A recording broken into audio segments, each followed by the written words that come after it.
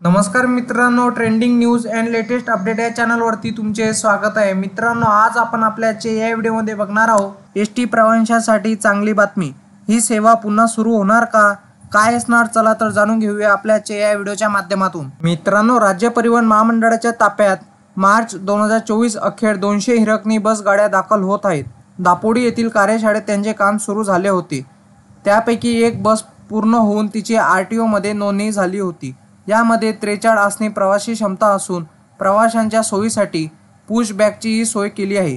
तथापि कोणत्या विभागाला किती गाड्या मिळतील हे अद्याप ठरलेले नाही। राज्य परिवहन महामंडळाच्या ताफ्यात पूर्वी 400 हिरकणी बस होत्या, मात्र काही बसचे आयुर्मान संपले।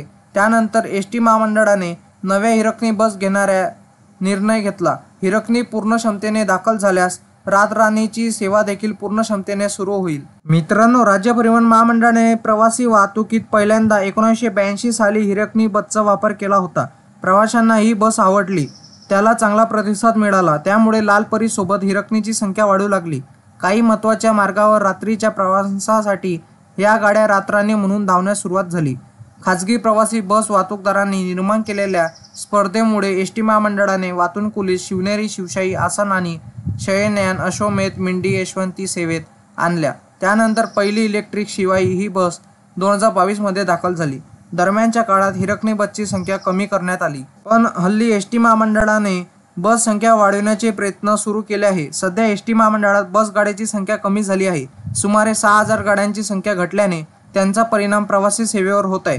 त्यामुळे एसटी महामंडळाने बसची संख्या वाढवण्याचे प्रयत्न सुरू केले आहे। यात हिरकणी, सीएनजीवर धावणाऱ्या बस, ई बस देखीलचा समावेश आहे। येत्या काही दिवसात बसच्या संख्येत वाढ होईल। हिरकणीच्या एका बसची निर्मिती होऊन त्यांची आरटीओ मध्ये नोंदणी झाली आहे।